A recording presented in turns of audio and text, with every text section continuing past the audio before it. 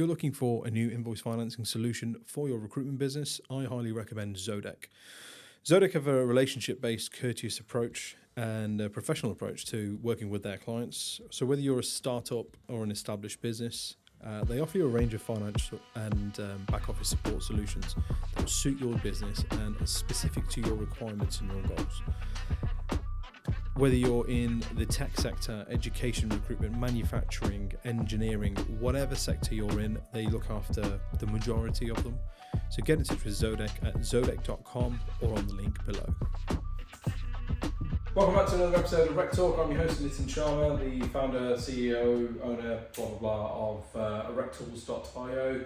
If you don't know by now, you should do. RecTools is the only whole-of-market supply directory for all of your recruitment supply needs.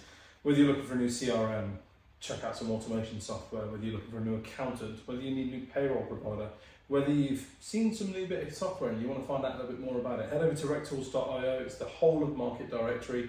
If there's a supplier that's not on there that you know of, let me know, I'll get them put on. If you're a supplier into the industry and you're not on there, get on to RecTools.io and get your free listing as soon as possible. Are you on there? I believe so, yeah. At the time I had a It felt really awkward now because I've done the podcast and I'm not on. I got 10 weeks to... I got 10 weeks if not. No, but yeah, you should be. But I shall double check. I'm fairly certain you are, yeah, because I used to have a team that were basically just scouring the internet for... That's the new bit of kit. That's the new bit of kit. So. Yeah, absolutely. Yeah, that's to do it. That's it. My guest today is Derry Holt, CEO. Before I so rudely interrupted. Yeah, that's all right. CEO, founder of OneUp Sales, which, if you don't know what that is, you will do by the end of the next maybe 15 minutes, really. Plus, you've got your fingers in all sorts of different pies, haven't you, in terms of esports commentator, investor in startup tech. Yeah, former developer yourself as well. I just keep saying I can't sit still. Yeah. I just want to get involved in everything. Yeah, Why so not? that tends Why to be not, the way. mate? That's it. So look, I think you're in a really interesting space, right? In that the majority of your customer base are recruitment businesses. The loneliest part of being a recruitment business owner is the fact that you just don't know how you're doing compared to your peers, and you know. And again, LinkedIn is just full of so much tripe with I'm doing great. Yeah. You never hear the bad news, right? So I think today's episode for me is really going to be key to find out, okay, based on your data set and the guys and girls that you're speaking to, what is actually happening out there? Where are the success points? Where are the areas of development? You know, what's going on? But before we do that, look, give us a breakdown, man. Give us the elevator pitch on OneUp Sales. Who are you? What do you do? And why do I need that in my recruitment business? If I try and take away the fancy lines that we give to investors and people like that, the real nice simple way to break it down for recruitment professionals is that we do recruitment gamification and analytics. So long story short, we take data out of your CRM, your calling solution, your timesheet systems, whatever it might be, pull it all into one place, and then help managers, individuals, business leaders report on that information to crunch it down as many ways as they want to. But more than just understanding the data, it's then also using it to motivate more of what's working, right? So you can set up a competition and say a phone call is worth a point, a CV sent is worth 3, an interview is worth 10, placement is worth 50, things like that. And then set up all kinds of parameters where people can win prizes, for example. You put it up onto a lot of TVs in the room that we're in now. You can chuck like leaderboards up on there. It can do deal celebrations when people close deals or hit their target, whatever it might be. Okay. Been doing that now for about 8 years or so. Interestingly, it didn't start out doing any of those things. What it used to be was a fantasy football style thing for sales teams. The idea was if you were a marketer, the cleaner, the MD, it didn't matter. You picked a team of 5 of the salespeople in your organisation, you got points based on how they did against everyone else. That's hilarious. So it was really good fantasy football, but like it was really funny. You had like a trade window that was open till 10 AM on a Monday morning. It was ridiculous. But naturally people then start saying, oh well, you're getting data from our CRM for this. Can you report on it? Can you show it on TVs? Can you do this? Can you do that? And I think like any hopeful aspiring founder wants to do is you try and say yes to everything and try and build it all out. Whereas now I'll figure it out. Exactly, exactly. It now becomes quite a complete tool that we've got today. 350 recruiters around the world, team size of 40. Is that fantasy football piece still? Is that piece still? It's not, interestingly. No, which is kind of a shame. We took it out because there was a lot we looked at and we were like, well, is it really what people are using it for. We had the ability to just do like a standard competition, like I say, where you get points for activity and then you've got your ranking at the end, someone wins a prize, whatever. That became it's almost like the concept powerful. sort of almost gave birth to the entire idea, right? Exactly that. That's where it started. Cool, and then you're like, well, hang on a minute. Yes, that's cool, but actually all of this shit is the important That's part, it. right? I remember the first cold call, well, one of the first cold calls. I remember I sat down in like an incubator for the startup back in 2016, and I called around 20 recruitment firms based in the middle of Birmingham, from just outside of Birmingham in a town called Tamworth. And I was going through the pitch, a terrible pitch, mind you. As a former developer, I did not know how to do sales back then. Jesus, Gus from the team can tell you. I know salespeople who don't know how to do sales. Don't worry about it. Well, BD's a big problem in recruitment right now. It's a whole topic we can go through, right? But I rang this guy and I was doing the pitch, and I got to fantasy football. He was like, "That sounds interesting." He was like, "Do you want to come and show me?" I was like, "Yeah, I'll come and show you." And he loved it. It was really interesting, and that was kind of where it all started. At that point, we weren't focused on recruitment specifically, but once we kind of realised, oh, actually, they're using CRMs that are no good at reporting. Everything's on a whiteboard still that isn't always going to be accurate. It's very manual. Yeah. But that's when we realised, actually, here's a space that we can do a hell of a lot in. And so, here we are. So it's almost like, when you then go back to the original concept and idea, you go, who was the ICP that we described?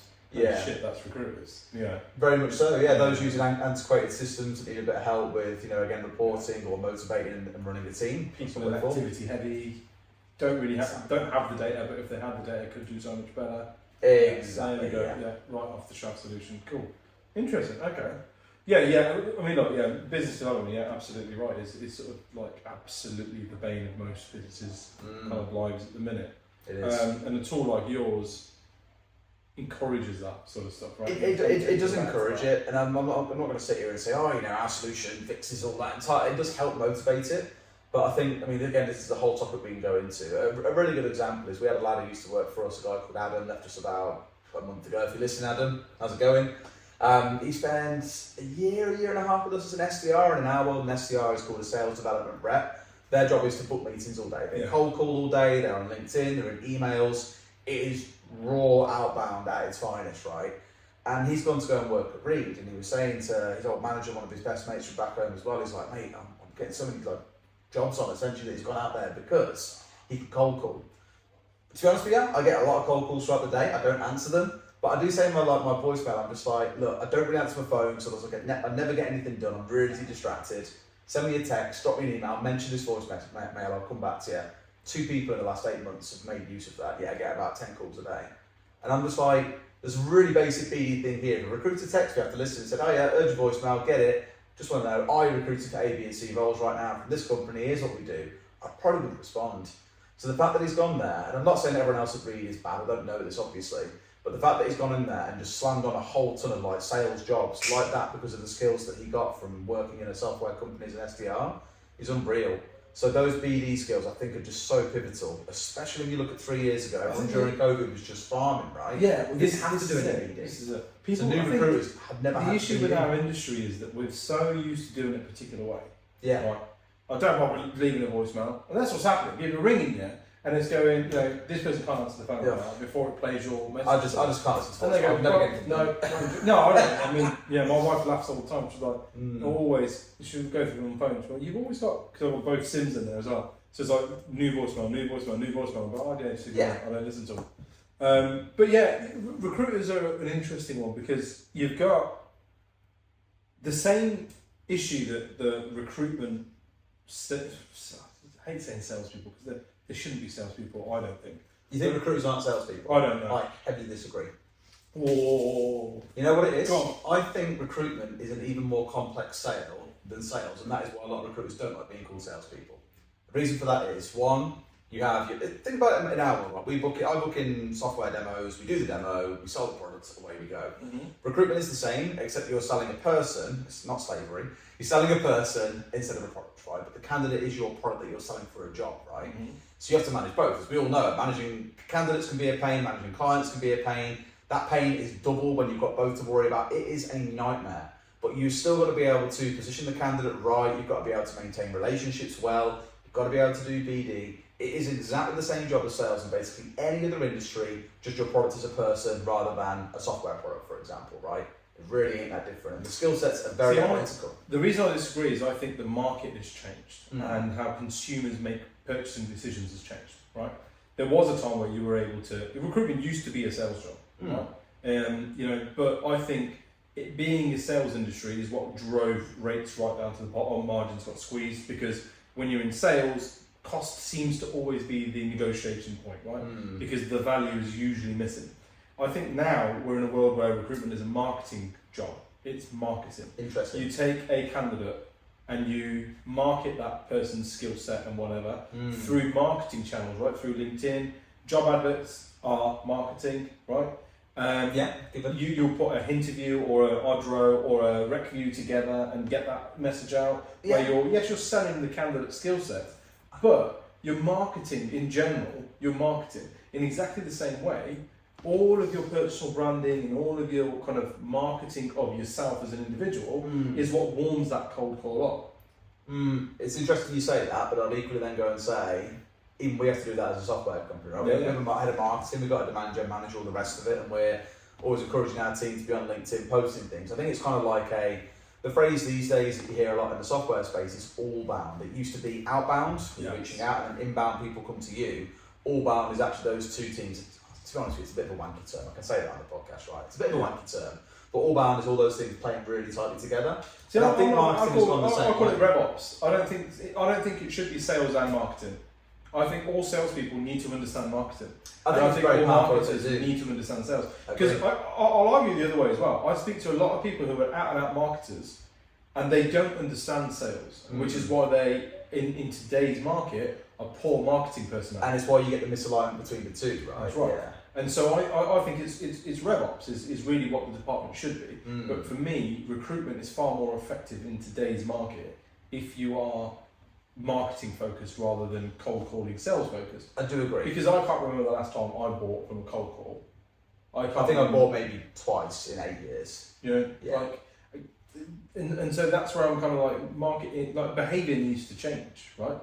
Yes, the calls need to happen. Absolutely, people need to be on the phones making outbound calls, but they don't need to be cold calls. They can be warm. Yeah. In today's market, for free, LinkedIn is a free advertising platform where you can pick your ideal customer. Like rather than going, I'm going to blast out 100 connections a day to any random Tom, Dick, and Harry. I can be super niche and be like, all right, I am an optometrist recruiter. I'm going to connect with only optometrists on my LinkedIn, and then I'm going to circulate content just that's suitable to them. And so when I call them, they're like, oh, I've heard of you. Yeah, there are so many parallels, I think, in recruitment to, you know, again, I keep saying sales is they're really that far different. If I spoke to someone in insurance and was like, oh yeah, your sales as well, they'd be like, well, we wouldn't call ourselves sales for estate agents. Everyone wants to call themselves something unique and different. But I think in recruitment, the biggest downfall, the biggest reason that I think recruitment is seen as so difficult, it's not just the fact that you've got two sets of people, the candidate and the client, to worry about. It's also the fact that I think it's really hard to differentiate yourself as a recruiter. You know, you ring up and as soon as the prospect gets any whiff that you're a recruiter, it's like, okay, it's a recruitment company. And it is so hard to break that. I've heard companies say... this is where the marketing thing comes in. It does. People have said like, oh, we're a talent consultancy, we're a whatever. They use that's all wishy-washy shit. For it. That's all wishy-washy shit. The more niche you go, I think the more powerful it becomes. And that goes hand in hand with the value piece, right? Your value proposition. If you think your value proposition as a recruitment agency is placing people, like fucking hell, AI is going to take your job by next week. Like, do you know what I mean? You're out, right? The value prop is, okay, rather than me ringing you up because you're hiring, right? And here's the difference, right? For me, I'm not doing lead chasing. I'm not sitting there going, OneUp Sales are hiring a management accountant. I recruit in the finance space. I'm a finance specialist. Yeah. Let me call Derry and go, yo, mate, you know, I'm a finance specialist. I happen to be geographically located where you are. Let me work on this. Yeah. Do you know what I mean? I just so happen to have found this great candidate who's perfect for you. I don't know you. I don't know your business. I have no idea what anything to do with you. There's no trust. Right. If that's your value proposition, that's why you're failing as an agency. Completely. What I should be doing is going, right, I want to work with the best tech businesses in my geographical area. I am super niche. I do finance roles. That is what I do. But qualified upwards, you know, that's my space.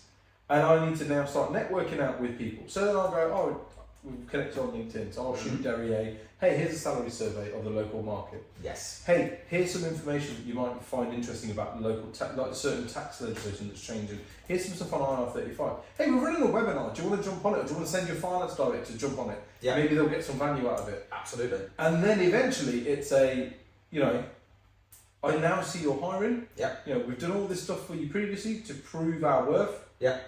Can we now do some business? Definitely. Right. But not enough do that, right? Like the hard thing is, like, sometimes it comes across really disingenuous, especially with more junior recruiters. I find is they'll reach out like, "Oh, I'd like to build a relationship when you are hiring," and I'm just like, "Yeah, I ain't got the time, man." It's one thing everyone else is like a lot don't appreciate is these are really busy people. So I'm not even the busiest person out there, but I'm just like, look.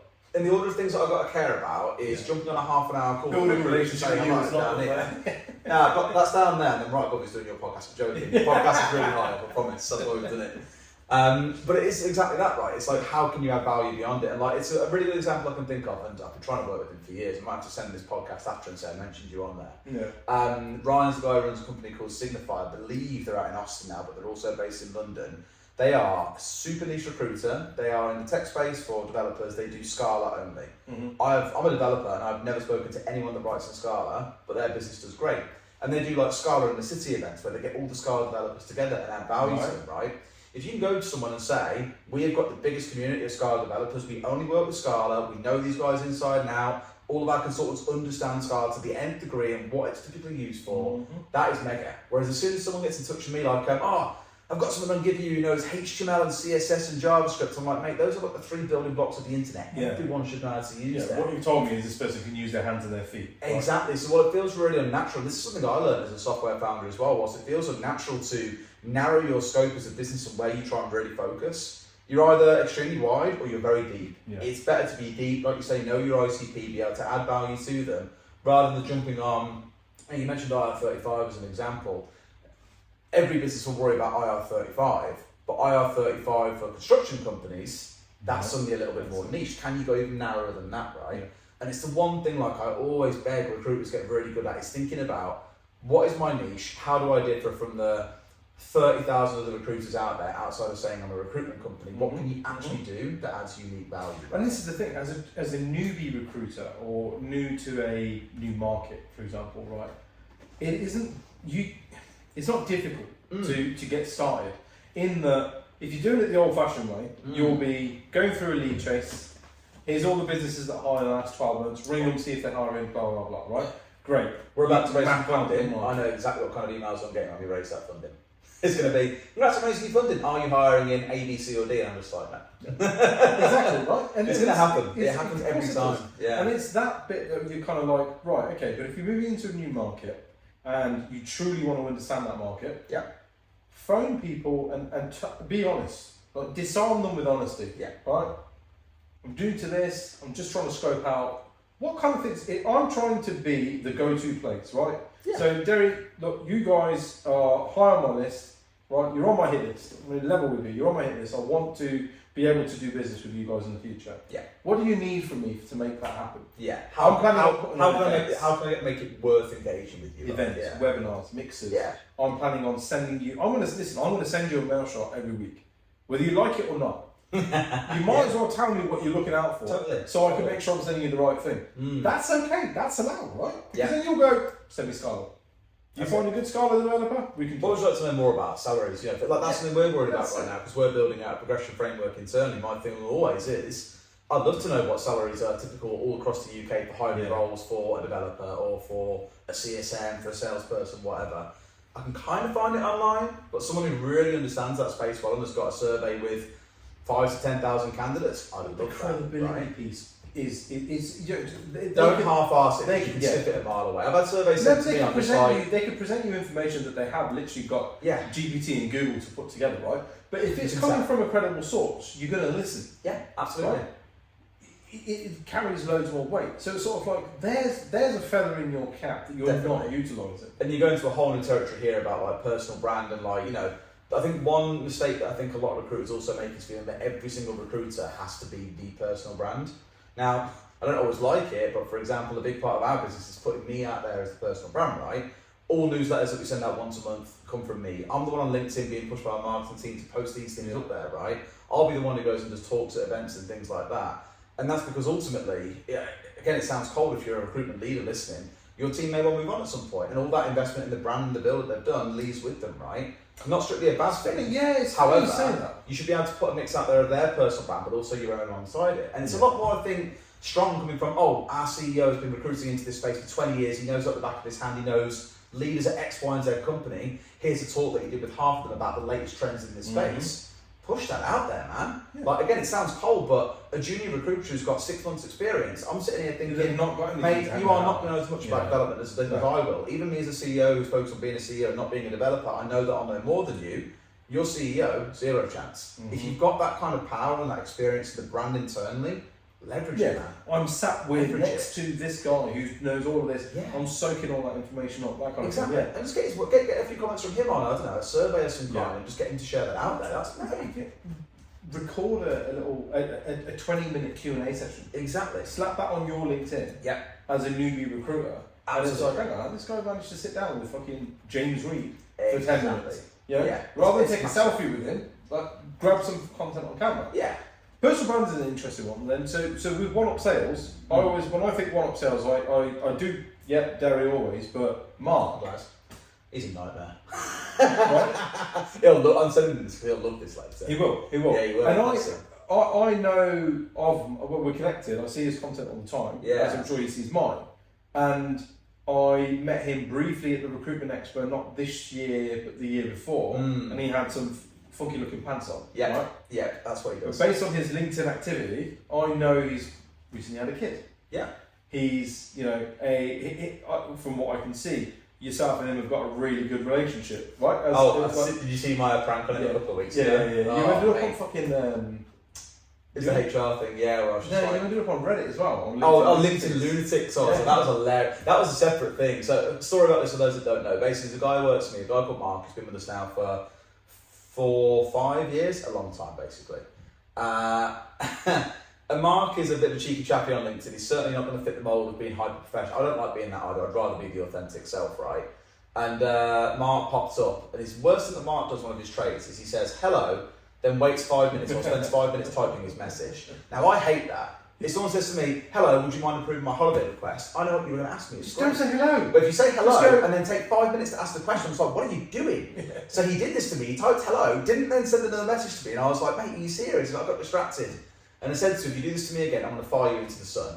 And I posted that on LinkedIn as a joke post being just like, I hate this. I told you to do it again. I'll fire him. And then in brackets, into the sun from a cannon or something like that.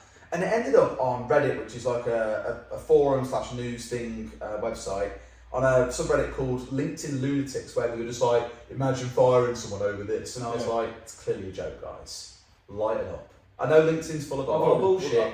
When you went to it, I was like, oh, that's hilarious. And then the second one was you tried to book the Monday off after the Euros final. Yeah. And I think I said it to her, it was like leadership team, I was like, oh, Mark's booked it off, should we give everyone the morning off, enjoy it, we gave everyone off till 11 AM, all the rest of it. And they're like, oh, Mark's booked it off, what should we do? And I think it was our head of product team was just like, I've got this one, do this to them. And I was like, that's a great idea. Got him onto a call, HR, hey mate, have you got 2 minutes? That classic terrifying message. Shit. And said to him, mate, you didn't really give a valid reason. We don't feel football is a valid reason to have a day off in such short proximity. Therefore, we're going to reject it. Because everyone's got it off tomorrow, it's coming home, and all the rest of it. And it was funny, but he shit himself. Yeah. And he ended the call being like, I could taste blood, I was that anxious coming onto this. And I was like, you're a wreck. Yeah. But this is what we do, like that's the kind of relationship we have. And you know what, though, we slip out there and say, that's not very HR, that's not a way to speak to an employee, that's not a way to treat each other. That's the kind of relationship we've got. But it's 2024. Exactly. Right? And because it's authentic, because it's real, because, I do genuinely give a shit about him, for example, right? Like, there's some stuff going on now where, I'm sorry to air this with Mark, he's cost us probably about $2,000 recently for something that he's had to back out of. What a prick. I said, you twat, you're fired. And bless his heart and soul, he turned to me on the call when he told me he was really upset about it. And he was like, I really thought you were going to shout at me. And I was like, mate, why would have I ever shouted at you in the 5 years you've been here? He was like, no. And I was like, then why do you think I would? And he's like, well, previous roles. Yeah. And that broke my heart. And I was like, I know business is ultimately a relationship between someone giving you a service, an employee and the employer. It's a business relationship. I get it. But there are ways to be far more human about things to really make people feel valued and enjoy their time with you. And I'd like to think that anyone in our that type business of can unresolved trauma carries with you, right? It's and horrible, then right? it impacts the way you perform in your next role. And I was just like, mate, yeah, that's something's got going on, it's health related. I was like, mate, honestly, health and family before work comes after. We'll be fine, don't worry about it, genuinely, right? And that kind of thing, I'm like, as much as I have a laugh with him, I always wanted to know, like, I'm never out here to be a bastard to you for the sake of it. It's a little bit of fun. And I really kind of hope like we see more authenticity in content. I'm not saying go out there and take the piss out of your employees on LinkedIn, for example. No. Maybe that's not the way to do it. But be willing to be more authentic. Yeah, like say with Mark, you know that he's got a kid. Like you probably know that he loves Lego, for example. You know that he's big into his American football. Yes, it's not Facebook, it's not Instagram. You want to hear something relevant to yourself when you're scrolling through a professional networking site. But there's nothing wrong with like saying, okay, 10% of my content is going to be about a business, it's going to be promotional, too much promo and it looks fake, right? 70% can be me adding value through webinars, through findings, from conversations that you've had, whatever it might be. That's 20%. Make it personal. You know, show more about yourself, more about your team. Don't make it the really kind of like false, crappy corporate content where it's like, we're a team that are super aligned by our values and we believe in family, all that kind of crap, right? No. Talk more about you. You know, what are your goals in life? How are you doing towards things like that? I've said this on the podcast a few times, right? We are not talking about dating today, are we, at this rate? No, this is fucking gone off. I do this on our own podcast, it just gets derailed all the time. It's horrific. But this is the shit that I prefer. But this is what I mean, they're authentic conversations, it's about what people believe and think. Like, the fact that I can sit here and say to you earlier, I completely disagree that recruitment is not sales, because I do, and we have a back and forth about it. That's far better, I think. Oh, that's a lost skill, right?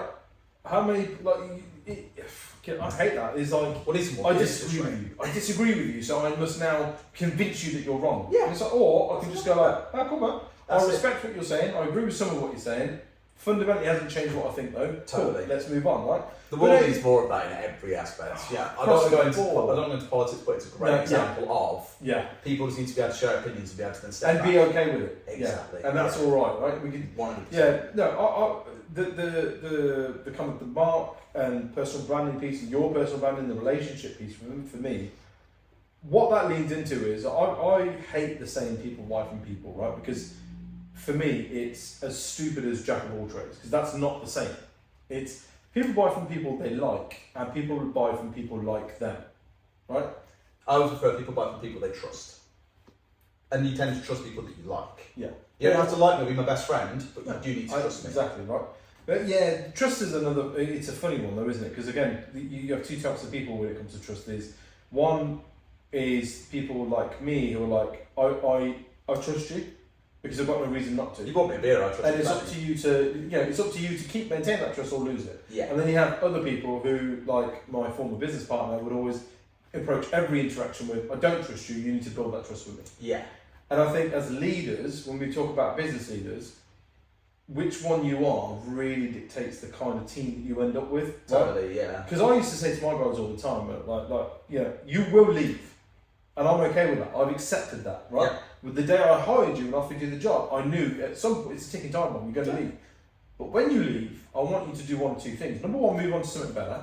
So you better get a fucking pay rise. Right? Like you better be earning a damn sight more than what I'm paying you. Yeah. And number two, you look back at your time here, whether it's 6 weeks, 6 months, 6 years, and you go, that was good. Right? That wasn't a traumatic experience, that was good. Good boss, great atmosphere, culture that's what I wanted. Yeah. And that was like, whereas for him it was like, no, you gotta earn that trust. You gotta earn it. I think that's a cold way of looking at it, and these days you'll struggle to find great employees if that's your approach to people personally. Right. Yeah. Because people don't, that's it. It's one thing I do with that team. Like we had our meetup, so we're a fully remote company. We meet up every 3 months as a whole company. Like we were in Sheffield for 2 days last week, and we had a big Q&A at the end. I just say, right, here's anonymous questions. We use Slido. Put all your questions in, and I'll get the leadership team up here. We'll answer any question you've got. It's anonymous. You haven't got to feel like you're on the spot by asking it, right? Is it anonymous though? It is, genuinely it is. Like, this is one thing we addressed. We did say to everyone, just for a clear, we cannot see you ask this. It is genuinely anonymous. It is proper, I promise.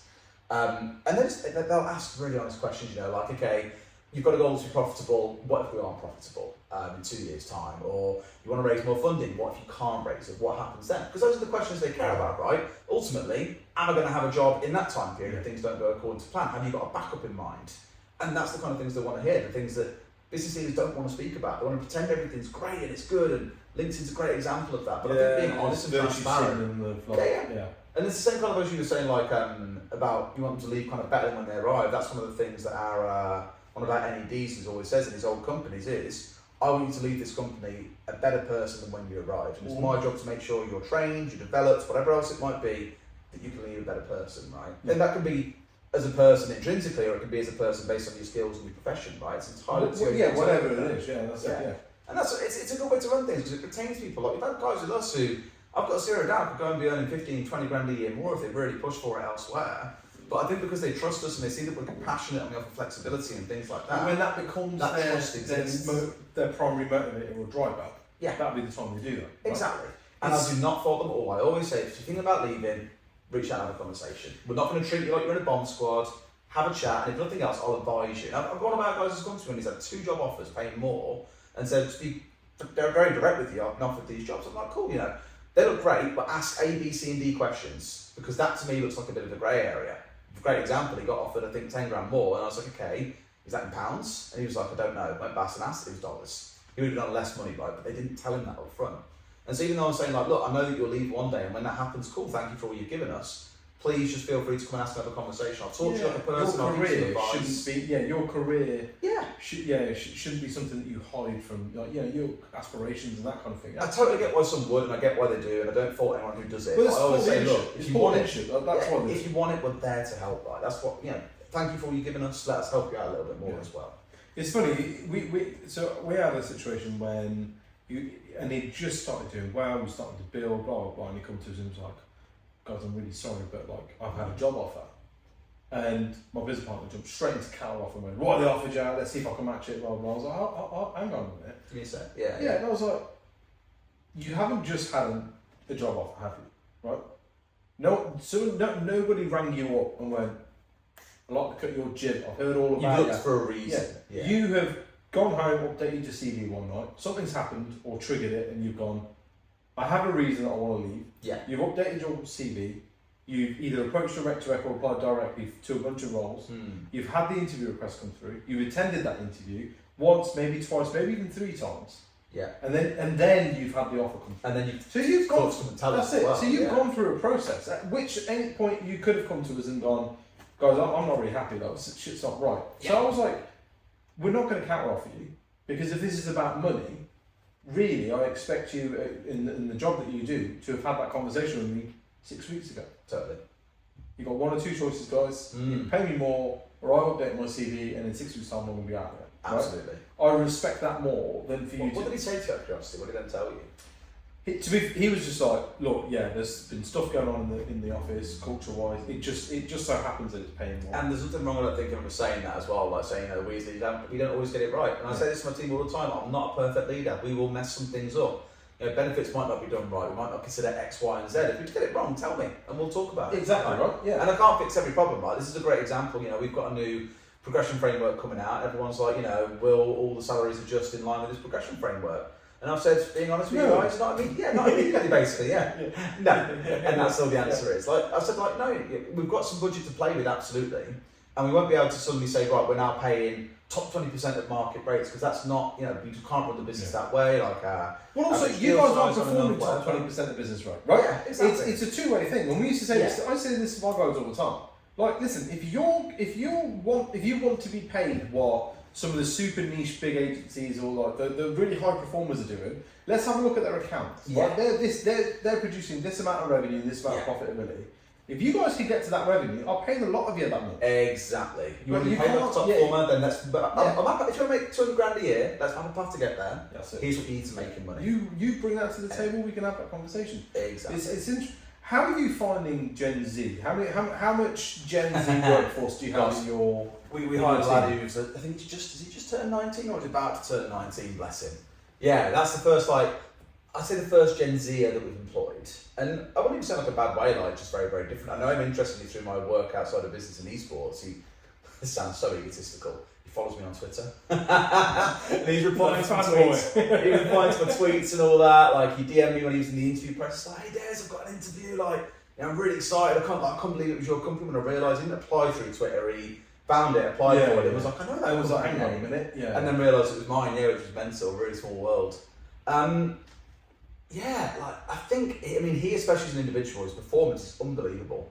Like the amount of ownership he wants to take on, he's getting involved in, he's been here with us a month, and people are filling out like customer satisfaction scores. He's then emailing them and being like, oh, you know, you've gave us a 5 out of 10, do you mind me asking why?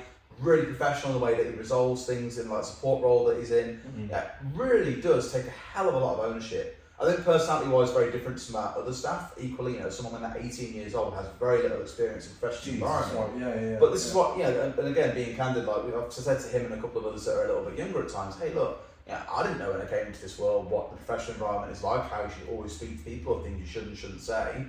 No one's in trouble, but let me give you some professional advice. So let's talk through a couple of things here and how we can help, right? And there's nothing wrong in doing that. I think, at least from my current experience, Gen Z, very, very good, very, very motivated to do well. I think they want to, you know, better the world for themselves and for others. But equally, you've got to give them that guidance. Let's go back to that. Don't chastise people. What have you, from your experience then, what are they motivated by? What are they motivated by? I can't get that with, because in my experience, it wasn't money. Yeah, in the case of this young lad, I can't give you an example here really, because again, it's still quite young for him and it's too niche to him. But like, I've got a younger brother, for example, who's like early 20s, well, mid 20s now. God, he's growing up too fast. At least from the ones that I know, a lot of them, honestly, I feel they're very worried about image. They want to come across as a good person. They want to do good things for that reason as well. Not all of them, and this is the thing I hated as a millennial when I was a little bit younger. Everyone was like, oh, here's what millennials want. You're all like this. Yes, this is more speaking about my observation of the group overall, but it's not every person in that group. A lot do care about image. They want to be seen as very conscientious. They're very worried about the world overall, which I think is a symptom of the internet being so, you know, everything is accessible. You can find out about anything around the world at the click of a finger, right? Things like TikTok definitely make the whole image and world awareness thing a big piece of it as well. And so I think a lot of it, they want to feel like they're doing good. People say the word purpose in business an awful lot, but I think it is just that, it's purpose. Am I working for a company that's genuinely having an impact, right? Like, even my missus... So do you mean like social purpose then? I think it's more that, yeah. Like, I've got a friend who works at a company who do like care home software. And like, my partner works in research, bless her, nothing to do with the two spaces. And I've always said to her, you know, why don't you look into the software world? And she's like, well, I feel like I'm really impacting the world working in research and academia. And I was like, the thing is, you can still do the same in other areas. You just got to think about the position of it, right? And recruiters are a great example. Bless them, one of our clients has got a metric in our platform that is unlike anyone else's. Everyone else has got revenue closed, placements done, totally fine things to track. But they renamed theirs to lives changed. And that sounds like a really kind of like, maybe a bit cheesy to some people, but the way that they think about it and the way they talk about it internally by all measures is how many lives have we transformed this month? Who's gone into a better role? Who's moved abroad for the job of their dreams? Who is genuinely getting that life-changing role that is really going to help them and their family grow in some way? And it's a really cool way of thinking about it. And some will sit there and say, oh, it's really wanky, it's about revenue, it's about placements, it's whatever, you know, cool. But again, it's about the purpose that you give to people there, know what you're doing. Well, yeah, exactly. But yeah, it's all well and good going, oh, that's wanky, that's this, that's that. But hang on, there's a whole generation of workforce that are coming in who don't care about that. Yeah. And so you're again, it's one of those where it's like, you're going to be left behind. You're not. Yeah. If you're not engaging with these people in the manner that they want to be engaged with. Yeah.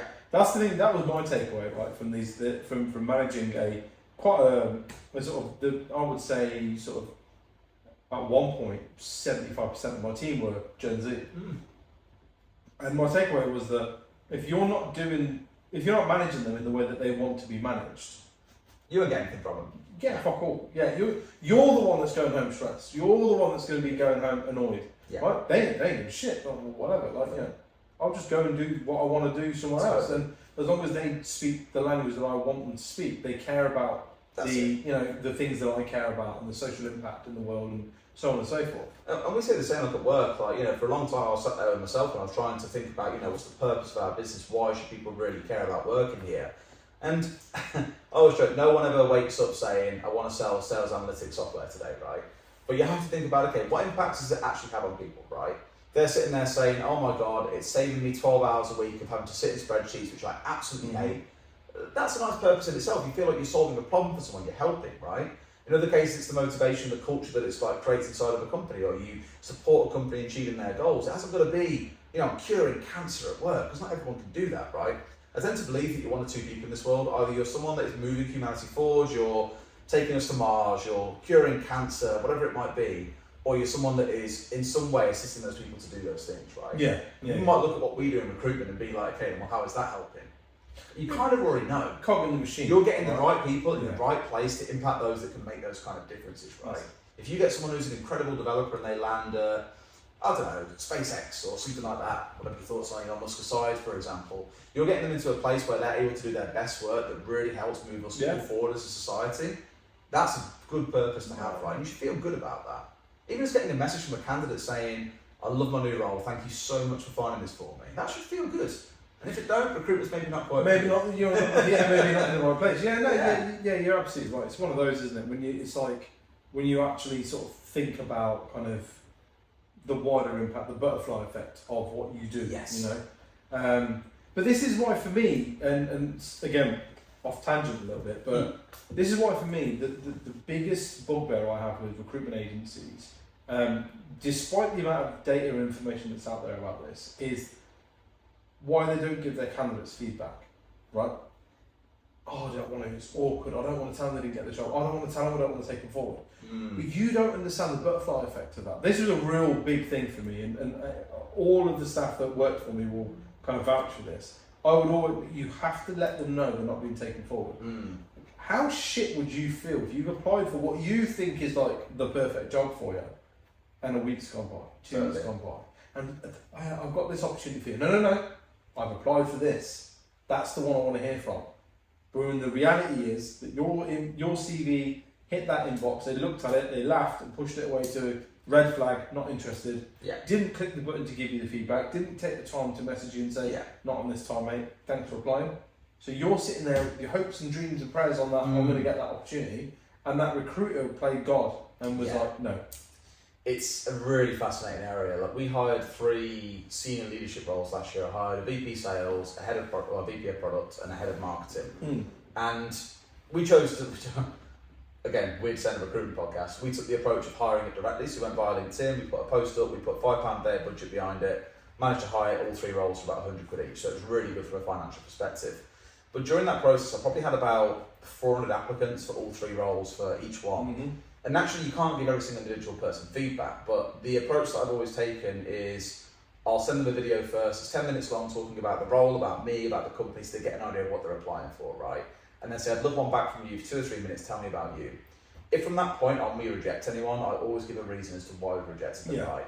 And the thing is, sometimes I get pushback and they're just like, I disagree with your reasons as to why you rejected me. I don't think it's fair to base that off of a CV and a video. To which I then say, I understand your perspective, but the why behind this is I've had 100 applicants that are at this stage, and at least based on what I can see, it may be wrong, in which case, I apologise, I'm not perfect as a leader. Here are the reasons why I've chosen to take those 25 forward and not yourself, right? Well, that's the nature of the world we live in. You get one shot.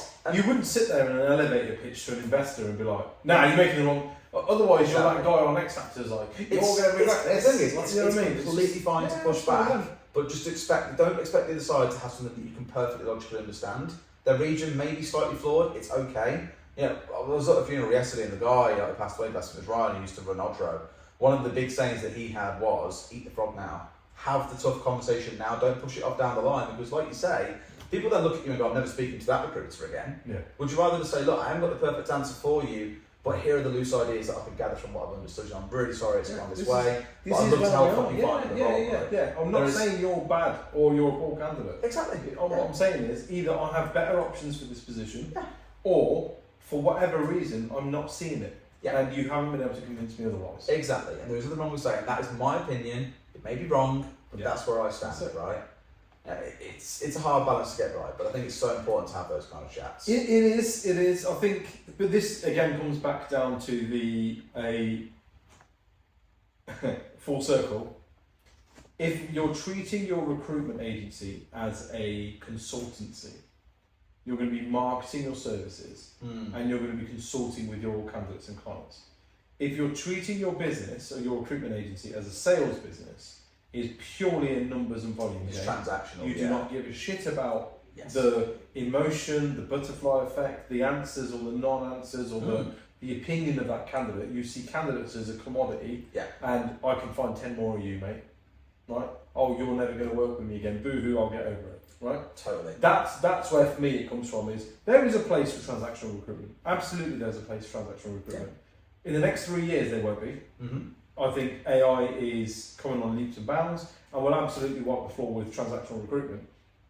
And I think we're at the precipice for recruitment business owners to look at their businesses, genuinely look at their businesses and go, yeah, we are a transactional business. We need to move to a consultative approach. It's no good just saying that we're a consultative agency anymore. Yeah. There's no good sitting there and be like, well, we all fish out the same pond, but we just get there first. Yeah. Well, that's not enough anymore. Prove it. You've got to step up, you've got to look at moving to a retained model, an exclusive model, being super niche, providing that or some higher sort of fees, but value. then how do you justify it? It's all those things we spoke about earlier. Be the value add, right?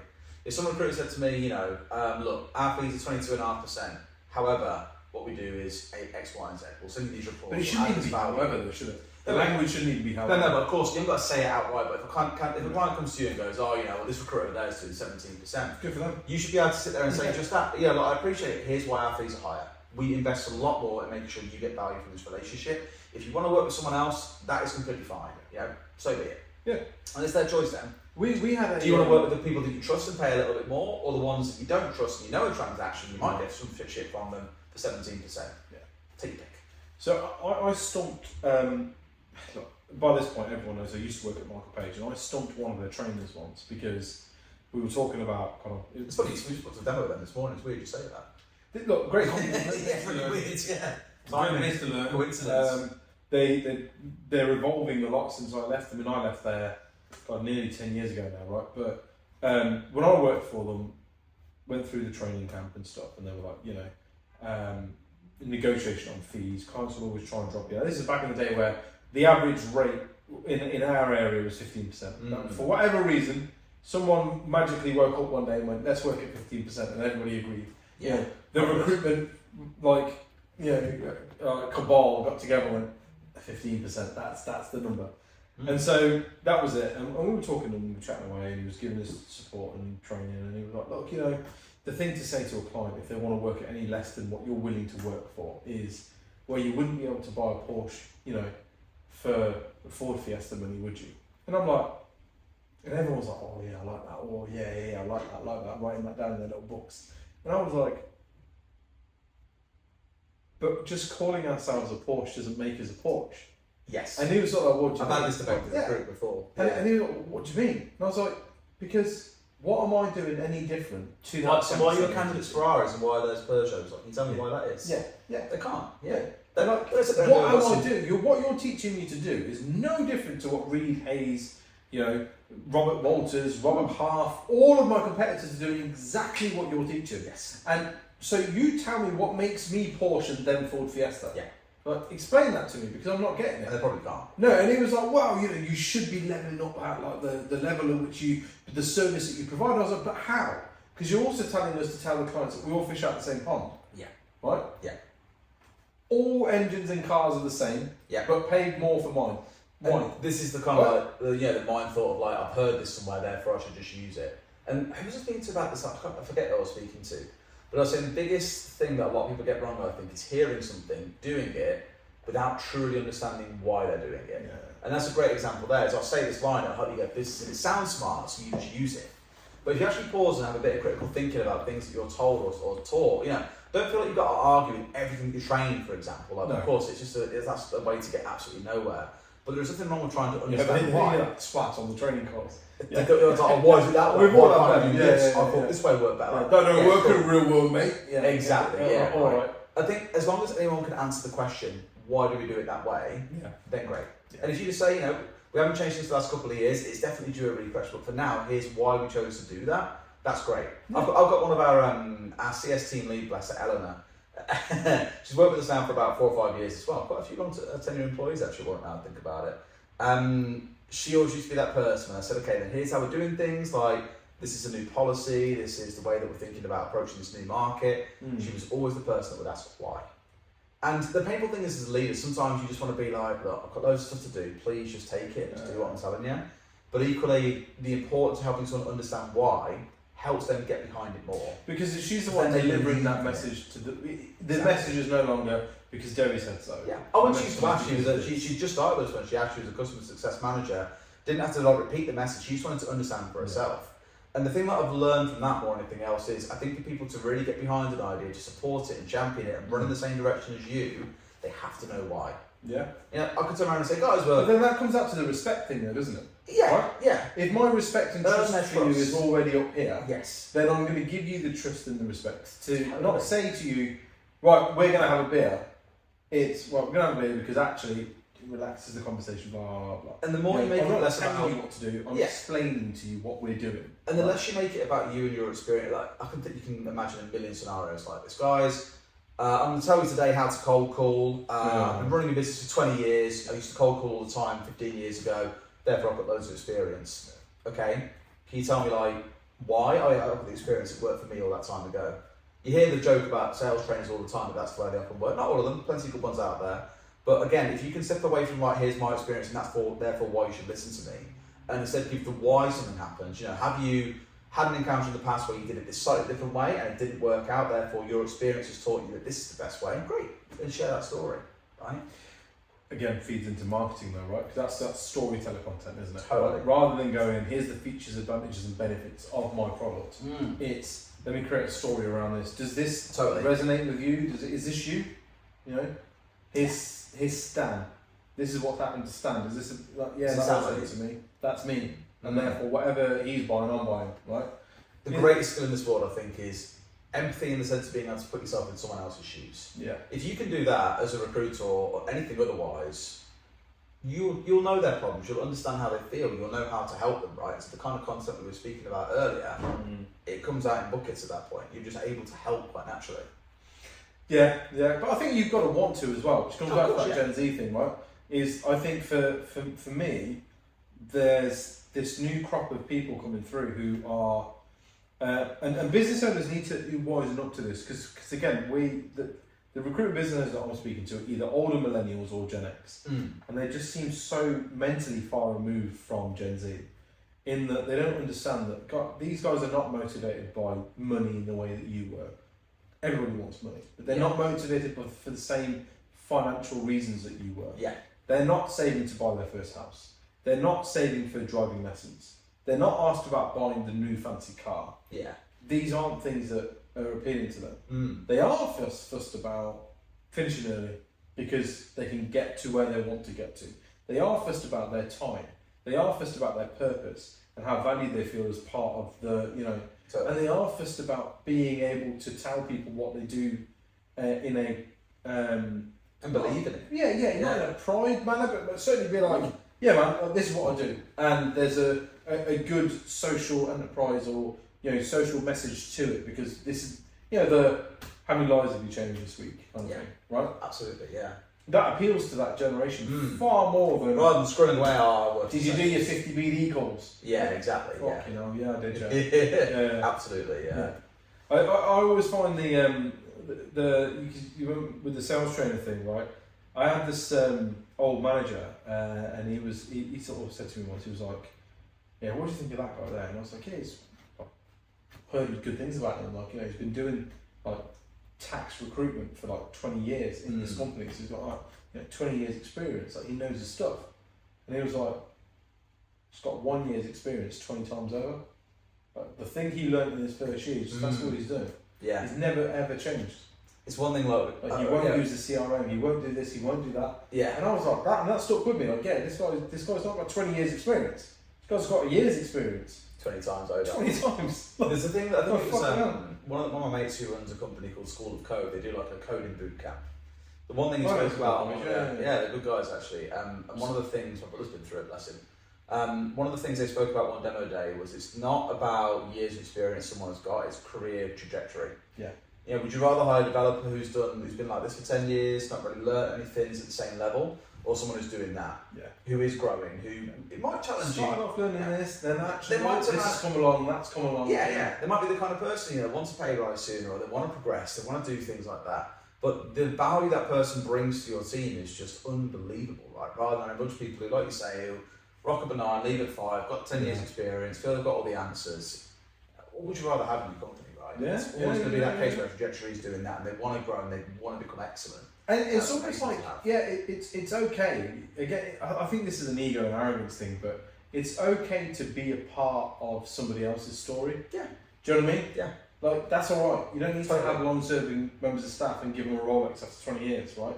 You can be like, actually, this person was, this is their trajectory. Yeah. And we would never, you know, and we were fortunate enough to have that guy work for us for this period of time. That guy worked for us that period of time because he or she made a massive difference. Everyone's the hero in their own story. Yeah. Is the way they look at it. As much as you like to think, okay, join me and help me be successful, they're more worried about how can I be successful, That's right? it. That's I want to give School of Code their flowers, actually, to be fair. So a good mate of mine, like my closest pal, knows them really well. Didn't he set up School of Code because he's like in the AI space, isn't he? He's really high up. Chris Mia. Yeah. There was him and his mate, I forget the name of his co-founder, he left a few years ago, to be fair. But Chris had like a PhD in AI and that kind of stuff, I'm pretty sure. He was very deep in the academic space around that. But more than anything else, I think he just realised how hard it was. And stuff, and I think from what my mate James was telling me, he was like, he set this up because he was like, it's going to come and take everyone's jobs. Like, the least I can do in the meantime is help more people get into this space so they can do something. That's always a whole interesting debate about AI in itself. Like, I don't think it's ever going to fully replace developer jobs. It'll do 90% of the work, it will make developers more productive, but you'll always need a dev, I think, to steer it ultimately. And they need to have that understanding to be able to fix that 5 to 10% that it can't quite do. If I turn around tomorrow and said to AI, go and build integrations into all these major CRMs like we might need it to do, for example, it would miss a lot of the nuance that we need. And you have to have devs who have got that deeper understanding. 6 years from now, that'll be different. Yeah. But Copilot software in aeroplanes has been around since the late 60s, early 70s, right? But we still have pilots. Exactly. We have less pilots, or the pilots that we have a different skill sets to the ones that I had back then. Yes. Right? But they still exist. And I think that's what human improved AI, I think is the way of looking at it. Yeah. Like the guys at Pager, Darren who runs that. Yeah, you always get a text when it wants to recommend something you should post on LinkedIn or whatever. It'll text you, hey, do you want to post this? They won't just do it for you. Yeah. That's what I think. That's what we naturally distrust the thing about AI, is doing things for us, and we can improve with the outcome. It's a very different conversation there. Yeah. I think it's fascinating, and actually, I'm looking forward to. I mean, by the time this comes out, my AI product suite's probably going to be out. I say spoilers. It fucking better.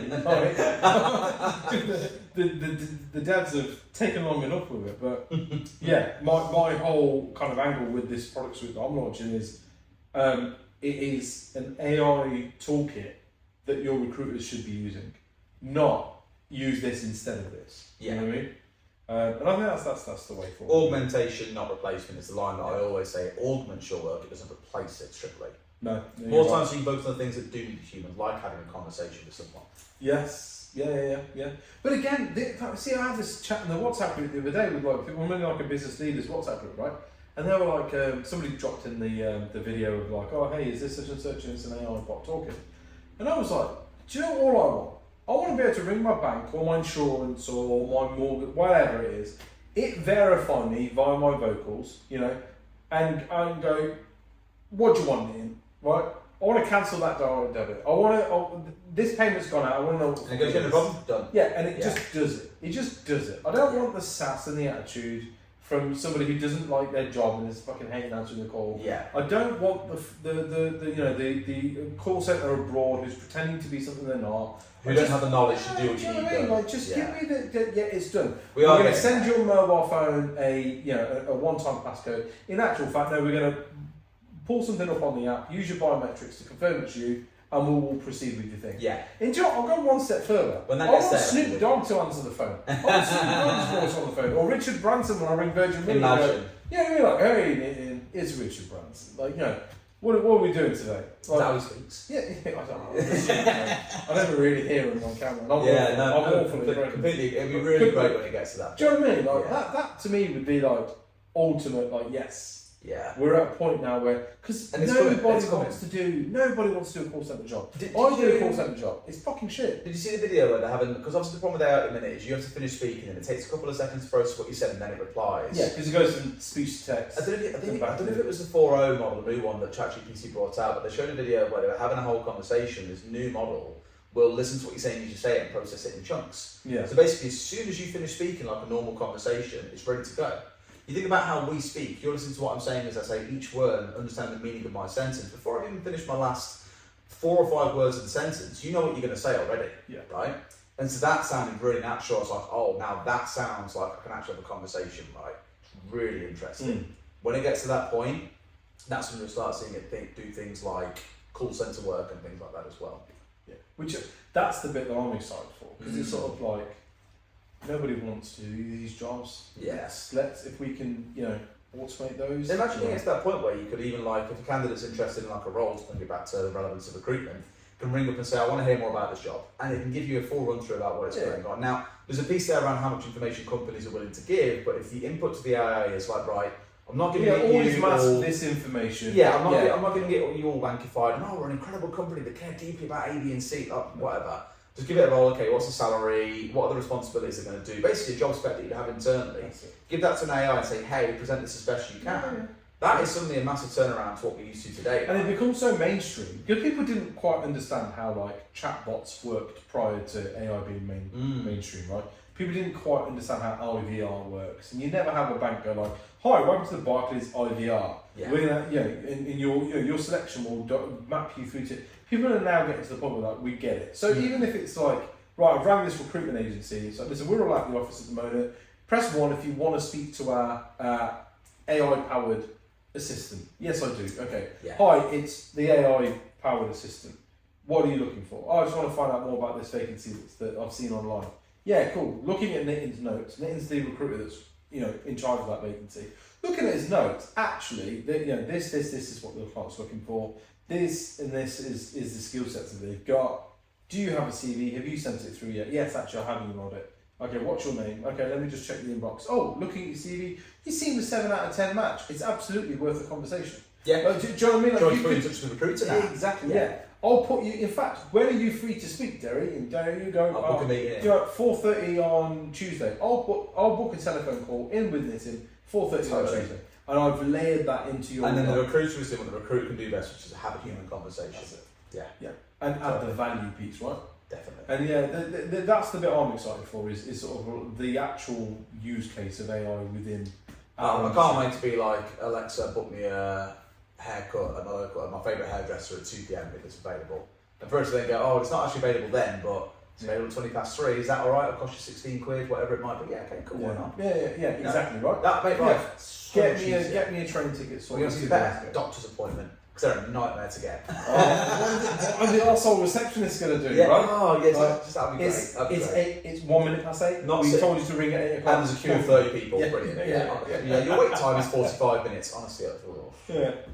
Yeah, what are they going to do? Who are they going to give advice to? Yeah, that's it. That's the way to go. One of your competitors is G2, right? But I guess not really the Rex. It's not really, yeah. Because I know they've got like a bottom of their website where you can go on there and be like, oh, what are you looking for? What problem are you trying to solve? And it can recommend solutions based on that, right? That's what you're looking at as well. It's coming, yeah. So I looked at doing a product comparison sort of element. But then that kind of like directly competes, but not with like RecTalk and Rob Green. Yeah. And I like what he's doing, and he's super niche in what he's doing. And my view is, mine is not a tech play. RecTools is not a tech play. It's a marketing play, right? Yeah. It's here's everybody, do your own research, figure it out yourselves. But yeah, I think so. Yeah, I'm actually we're looking and testing that concept out now, where it's kind of like, hey, what are you looking for? Yeah. I'm looking for this. Got it. Right. Tell us a bit more about it. And then it just, because then, I don't have to feed in a load of, what does your product do? What does this one do? Compare the two. It's just, okay, it sounds like, the description of what you've said matches very, very closely to what OneUp Sales do. Here's their page. Here's the product demo that you can have a look at. We have a rec perk with them if you want to go ahead with them, but it's up to you. We're not capturing data to then go back to Derry and the sales team, be like, oh, I fucking got one, mate. Like, exactly. Yeah, 100%. Yeah, so there's lots that we can do and should do and will do, but I mean, fucking hell, I ain't got the time. That's what it comes down to. That's always this is a whole new realm in our product development, but like trying to prioritise what to build, what's going to have the most value is hard. It is hard. Well, you've seen it, right? It used to be that you would have to map out and then build MVP and spend a lot of money building MVP to get market validation, whereas now you can build MVP at minimal cost, often no code, and go, okay, let's validate it with a small segment of the market, then take that to an investor and say, totally, I've got something. Which is the best way to do it, 100%. Yeah, that's it. Mate, this has been cool. How do people get in touch with you and touch with kind of the OneUp Sales team, get demos, watch the sales process? Basically, it's just plug your shit. Yeah, totally. I mean, I'm on LinkedIn, Derry Holt, which is DERRYHOLT. Always up for a chat, as you know, always sharing ridiculous digs at Mark. So if you like a bit of comedy on LinkedIn, then maybe it's the best place to be. Who knows? Maybe I'll make a second appearance on Reddit for a ridiculous post that I put. God knows. And most software founders will sit here and say, oh yeah, book a demo if you're interested. We've got interactive tours on our website. You can click around the product, you can see if it's going to do anything for you. I'd always just say, look, if you're spending hours in spreadsheets, if you're bored of updating whiteboards all the time and checking, is that placement right, is it not? If your team maybe just needs a little bit of help on the analytics front and performance management side of things, take a look. Again, there's demos on the website. You haven't got to reach out to us. If you've got any questions, DM me on LinkedIn. I won't force you into a demo. That's not the way that I try and do things. I believe buyers know when they want to buy and they'll reach out for a demo at the right time. That's right. So by all means do that. Or alternatively, if you are a parent who's got young kids and they play a lot of Fortnite and it's costing you a lot of money, I always like hearing the stories because that's the world that I work in outside of esports. And I guess it's a third piece as well. Like you said, I do a lot of angel investing. I've got 11 companies in my portfolio. If you've got a little bit of disposable income, you're thinking about, right, where the hell do I get involved in this? I can introduce you to the syndicate that I'm in. Always happy to talk about that kind of stuff as well. Lots of interesting lessons from that over the last 2 or 3 years or so too. Amazing. Cool on. Well, this has been really fun. Appreciate your time. No worries at all. Yeah. Oh, one final thing I will shout. If you actually turn to this one to hear about analytics and that kind of stuff, we did have a report we released earlier this year called the State of Recruitment 2024, which shared like about 12 months worth of data across our 300 clients. How many jobs are they adding, CVs, interviews, what's the ratio between calls to placements, anything like that you want to find out, that's also on our website as well to take a dig out. Great, and the website is? OneUpSales.co.uk, so one spelt out O-N-E, up, and then sales.co.uk, because a lot of people type in the number one, and then up, and then sales, and go, oh, that's not you guys, it's not. The competitor. Exactly, yeah, it could even be OneUpSales.com actually very, very soon. We're moving domain from .co.uk, so that I remember that was a big deal. Yeah. Channel 4 once did we've gone to .com, and I was like, why are they making such a big deal? It can be a massive nightmare with everything you have to think about with it, but I'll let you know how that goes. But no, this has been cool, man. Appreciate it. No thank you for watching, liking, subscribing, all that usual shit. It's what keeps us being the largest podcast in the recruitment sector. So thank you very much. We'll see you again next week. That's it. We're done. Lovely. Cheers, man. Thank you, mate. Thank you.